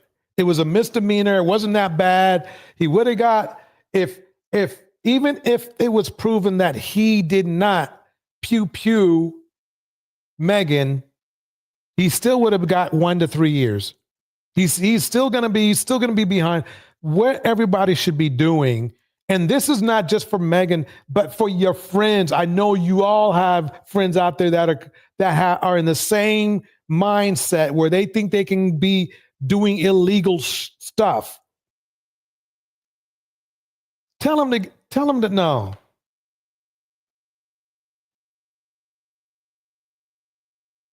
No. That's why, hey, you have to, everyone, including Tori, you have to come to the conclusion that he's where he wanted to be. Not because of Megan, ignore Megan. He was arrested the same day. I know damn well when he was released, they told him, do not carry these effing weapons. And he did it anyway.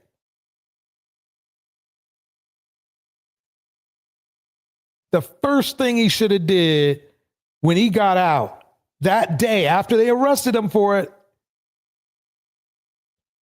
was to dump those weapons. Not sell them, not look for some place for them to go. No. Respect what the judge told you. I know the judge told you that if you got in the mix with those weapons, you'd be looking at some hard time, Tori, and you did it anyway. You can't make this shit up. He did it to himself, y'all. He put himself in there.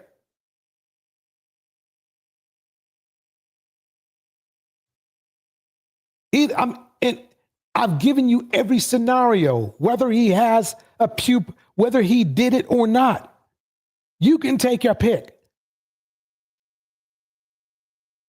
Why don't you start cussing him out for being so damn stupid?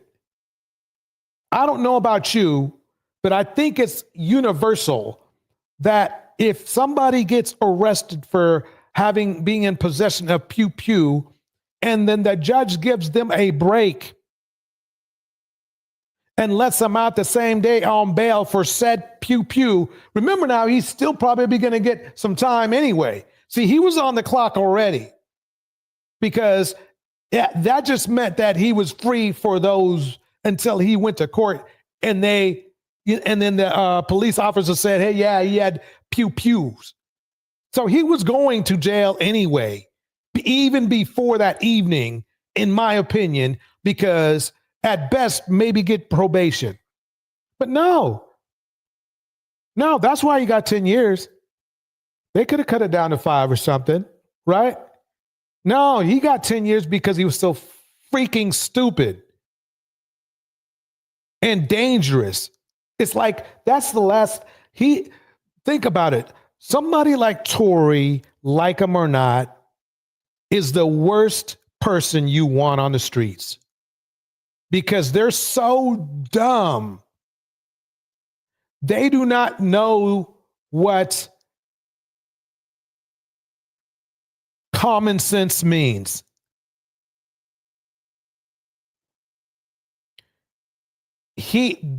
Some people just prove they belong in prison.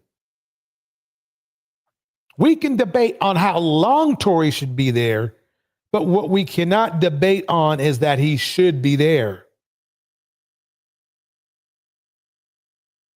You cannot. All he needed to do, y'all, is walk out of the courthouse that day prior to that, to going out and whatever they did with Megan, and dump those pews. And he didn't do it. The courts told him to do it. And that's why you guys can't even think about blaming Megan. He was never supposed to have those pews.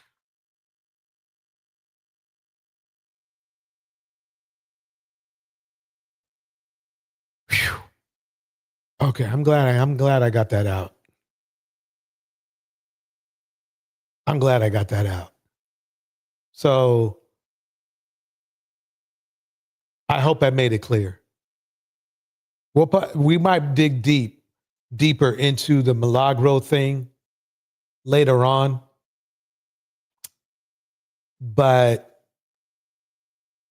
this very well right here could be the situation that Megan could, it might be Megan. Remember David? It might have been Megan in the back of this dude's trunk. You know, y'all never thought about that.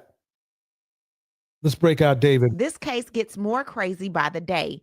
New details have come out about the condition of Celeste Rivas's body. Investigators say that they've identified a second suspect, and now the Los Angeles medical examiner has quietly removed her name from their public database. Now, according to TMZ, the medical examiner examining Celeste's remains found that her body was partially frozen, not stored cold, but frozen. And because of how she was found, the examiner is now saying her official cause of death will likely remain undetermined. TMZ reports that her remains were decapitated, her torso was still intact, limbs removed and cut, and the body had been frozen and thawed before being discovered in the frunk of a Tesla registered to David. Now, this kind of condition makes it extremely difficult, sometimes even impossible, to determine how someone died.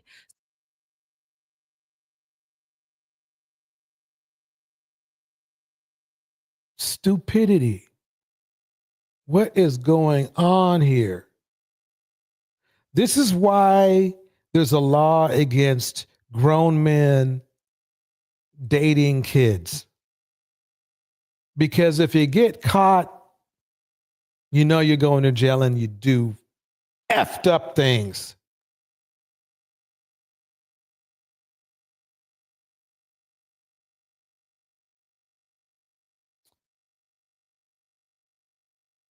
That's my assumption, what I think has happened. One, she said, hey, you know, you've been mean to me and you've been cheating on me and I'm going to tell blah, blah, blah, blah. Or I'm 13 and I'm pregnant. Take your pick. That was her death. And she didn't know she was dealing with the socio because he had to be to do with this crap. She didn't know she was dealing with that socio. I mean, she's only 13. How is she going to know?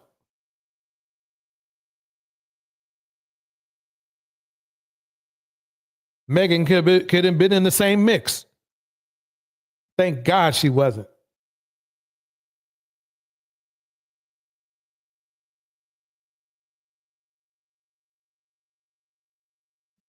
I don't think he's any worse than Tory. This David guy. I don't think he's any worse.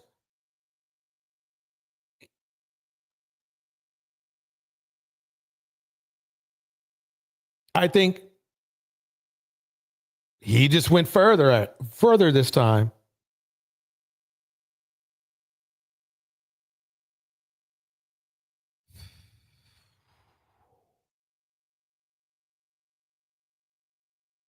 Oh, and about academics. Let's go back to him. Hip-hop personality DJ Academics accused of rape and sexual assault. A woman filed a lawsuit. That's why I just only brought him up because, you know, everybody's trying to look at him as some sort of guru of information or some upstanding gentleman. This case here, this case that DJ Academics is in, it's got legs. He may be right next to Tory in about a year or so. The only reason why he's not there right now is that the case hasn't progressed that far yet. claiming the YouTube commentator drugged and then raped her at his house in New Jersey in 2022. She says 2 other men also sexually attacked her at the property earlier in the evening. What an upstanding individual. And you all made him rich. You red pillars made him rich.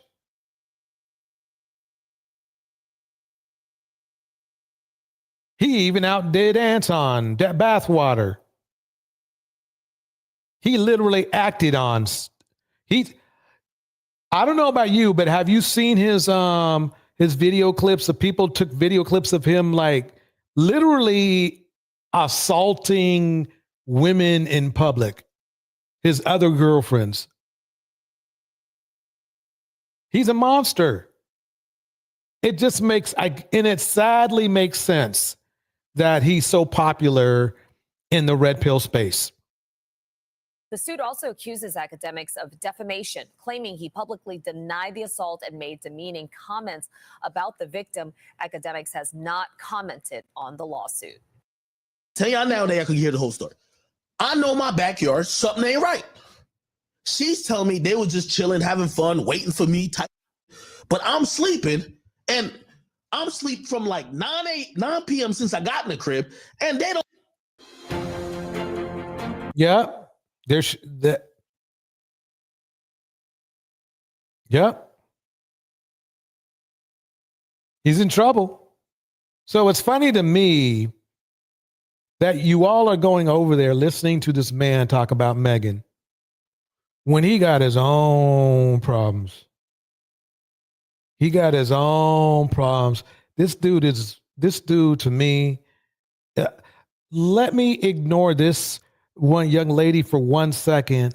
Thank God she's safe because she might have ended up in the back of a Tesla. Okay? She might have ended up in the back of a Tesla. These dudes, I swear, I'm telling you, I'm onto something. Then there's that socio thing going on. I'm not saying he's a sociopath, but what I'm saying is that he could be.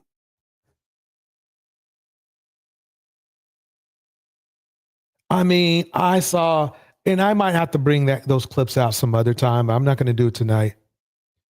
There are clips of him literally like just going in on women in public, his girls that are with him. I don't know why they keep I don't know what it is. I'm telling you.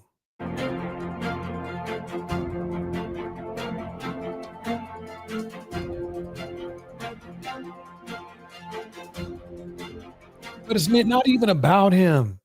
You know what it's about? It's about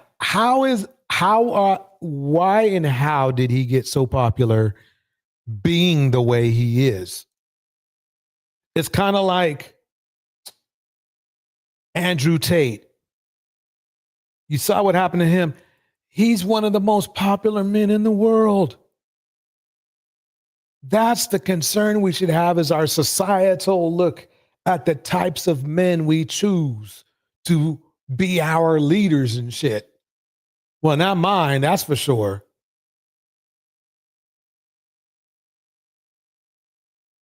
Let me bring up one more other person.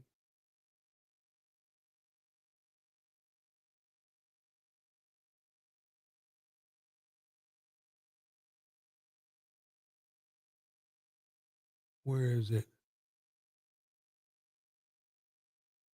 Oh, check this out. Down business opportunities, one of which was the chance to be a part of the game Call of Duty, but she refused once she learned that she would be a shootable character, a character that you could shoot. Very smart. They'd have been out of me. Yeah. Very smart. I don't even play Call of Duty. I'd have bought it off the strip. Them videos would have went absolutely crazy. Yeah. So Joe Budden's back in the mix. The reason why is because after sitting on a woman's stomach and making her have an abortion, which to me, I think that's the equivalent of deleting a black male baby. And he admitted it. He admitted sitting. Let me clear it up. He sat right below her breasts on her, which is, her stomach.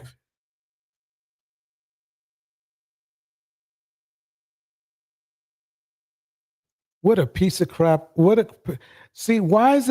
do we pick? See, this is what you men need to think about. Why are you picking with all these great male role models out here, all these men, black excellence role models out here? Why are you rolling with these pieces of shit?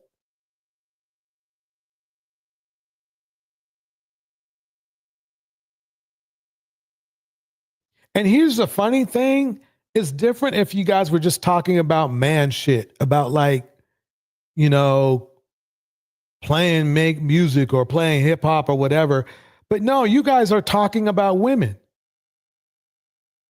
which makes it worse because we're talking about men that literally were accused of crimes against women,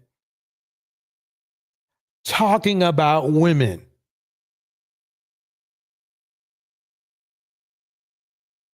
That doesn't bother.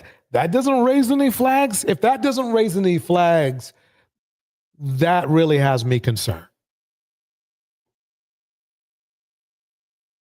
That it really does, because I know you're probably going to say you don't know what you're talking about. Well, that makes it even worse. If I don't know what I'm talking about, but you know that I'm telling you that what I'm saying is true, is I'm historically right. You can look back in the tapes.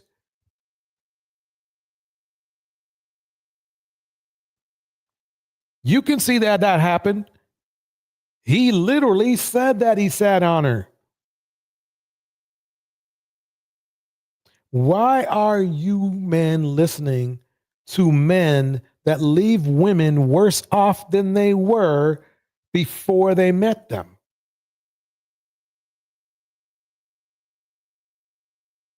Ladies, watch out.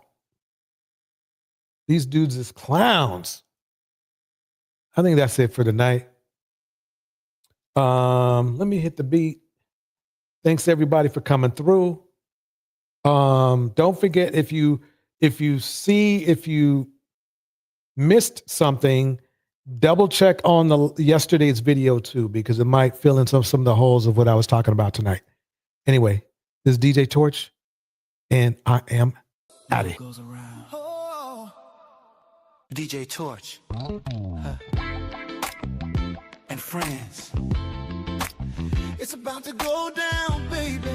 Yeah. Round and around and around. Yeah. When love goes around. Shout out to Henry Mars. Thank you for $5 super chat. Shout out to I Said What I Said. Kevin the Lifestyle Guy.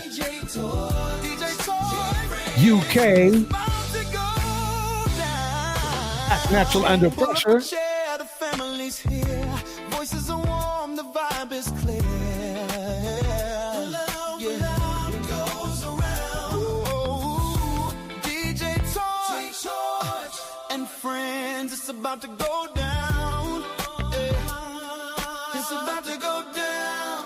Yeah. Laughter and truth, a gentle sound. Hearts open wide when the love goes round.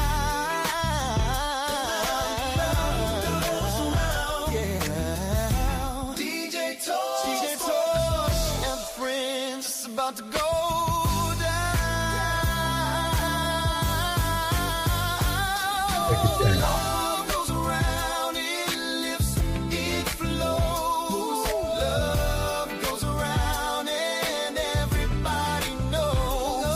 Love goes around from me to you.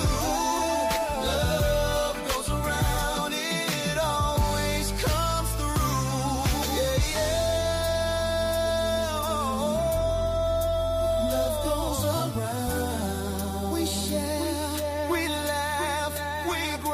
Yeah, go.